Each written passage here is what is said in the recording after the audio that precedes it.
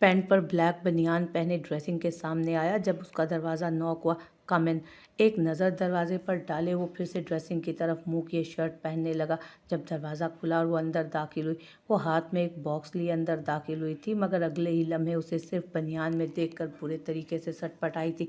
अब क्या है? उसकी आमद पर वो तेज़ी से बटन बंद करता उससे मुखातिब हुआ। मैं आपके लिए ये लाई थी। वो झिझक कर बोली। क्यों? उसके हाथ में बॉक्स देखकर वो उसकी जानिब आए, उसके अतराफ से अपना बाजू टिकाता बोला, जबकि उसके अचानक करीब आने पर अरीन सहम कर दरवाजे से लगी। वो मुझे लगा आपको जलन महसूस हो रही होगी। वो नज़रें झुकाए बोली। तो तुम्हें ज़ख्म देकर मरहम लगाना भी आता है छोटी लड़की?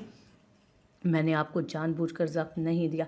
तो फिर लगाओ मरहम। उसके कहने पर अरीन अपनी झिझक मिटाती उसके बाजू पर मरहम लगाने लगी, जबकि हाजिम उसका हाथ अपनी गिरफ्त में ले गया। वो अब तक दरवाजे के करीब आमने सामने खड़े थे। जलन यहाँ नहीं, यहाँ है। उसकी वजह भी तुम ही हो। लगाओ अब ज़ख्म। उसका हाथ बाजू से हटाकर सीने के करीब कर गया वो। ये क्या कर रहे हैं? छोड़े मुझे, पेन हो रहा है मेरे हाथ में।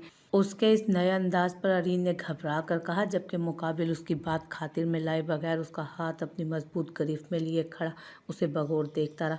छोड़े मुझे। अब की बार अरीन ने पूरी कुव्वत से अपना हाथ उसकी गिरफ्त अब की बार पूरी कुव्वत से अरीन ने अपना हाथ उसकी गिरफ्त से निकालना चाहा। जब वो होश की दुनिया में लौटा और उसका हाथ छोड़कर दूसरी तरफ मुंह कर गया। चली जाओ यहाँ से।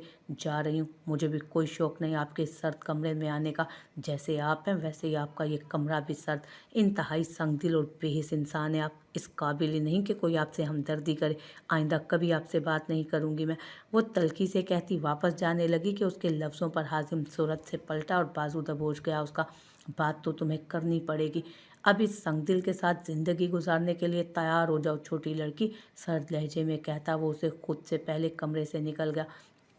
उसके सर्द लहजे में कहता वो उससे पहले खुद ही कमरे से निकल गया। लगता है आज कॉफ़ी बाजू की जगह दिमाग पे गिर गई है। पीछे वो हैरत ज़दा सी उसकी बातों में उलझ कर रह गई।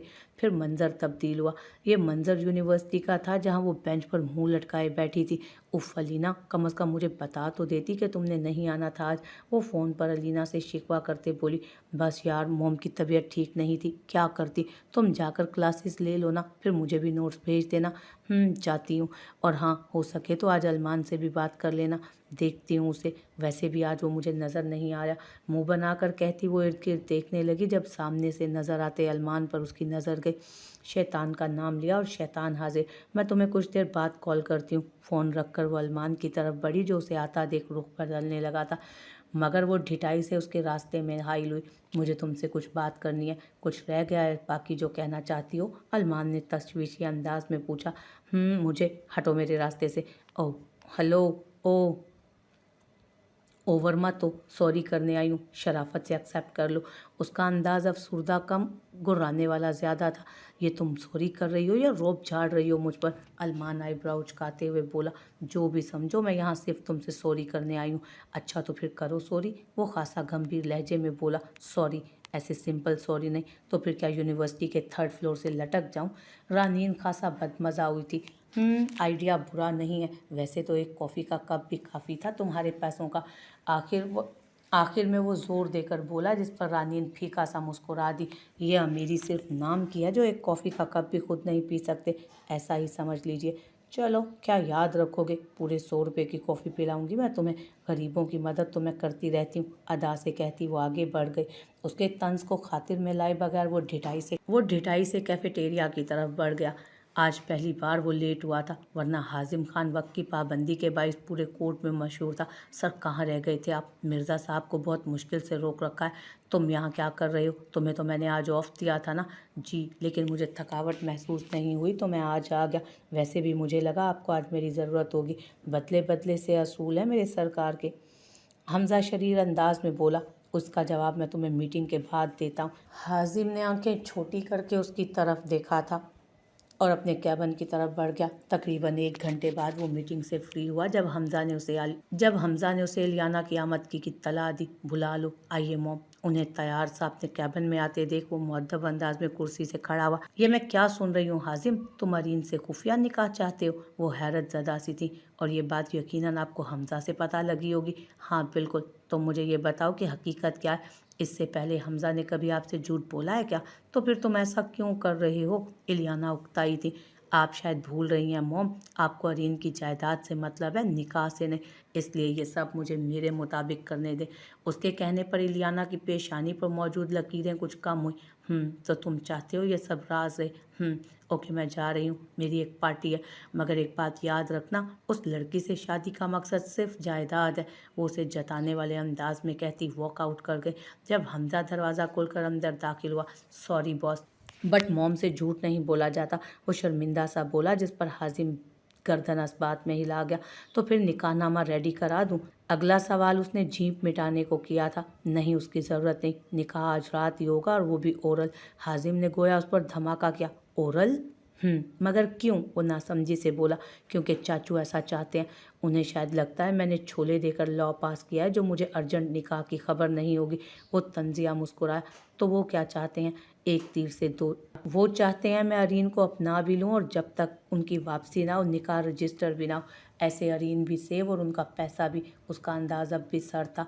जब आपको ये सब पता है तो आप क्यों कर रहे हैं ये सब? क्योंकि शिकार का शौक़ तो मैं भी रखता हूँ, और जब शिकार खुद चलकर आ जाए तो कोई बेवकूफ़ी उसे नज़रअंदाज करता है।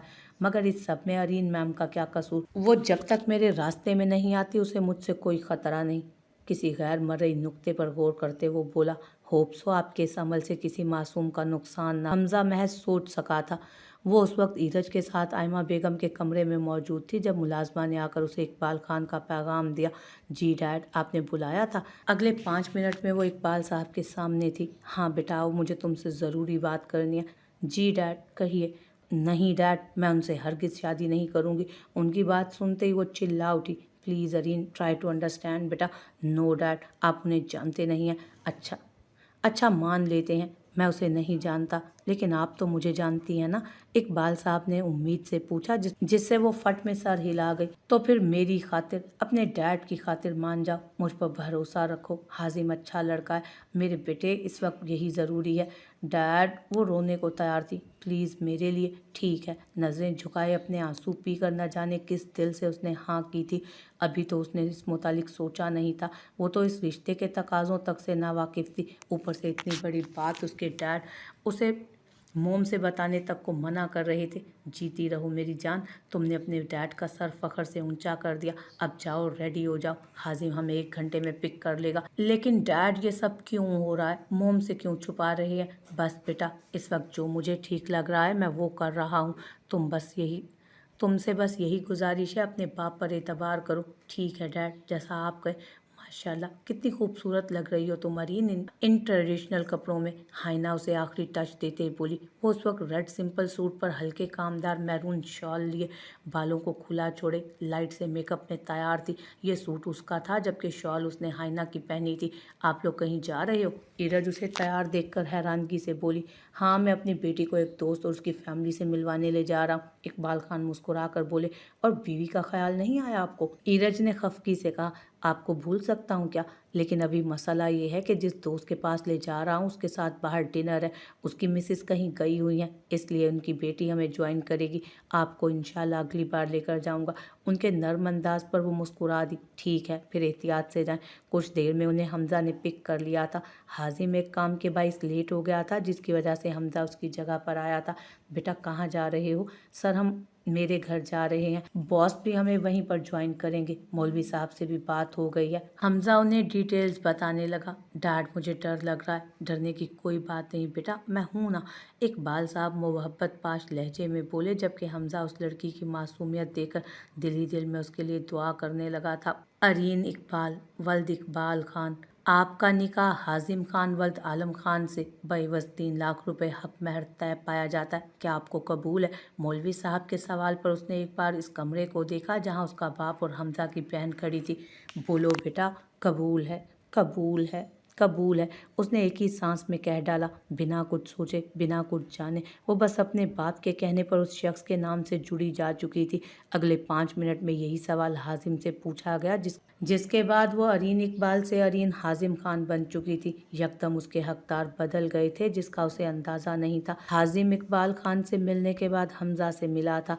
उसका निकाह होते इकबाल खान का दिल घबराने लगा। आप ठीक तो हैं ना? हाजिम ने उन्हें पसीने से शराबूर होते देखकर पूछा था। हाँ बेटा, बस अब ठीक नहीं लग रहे।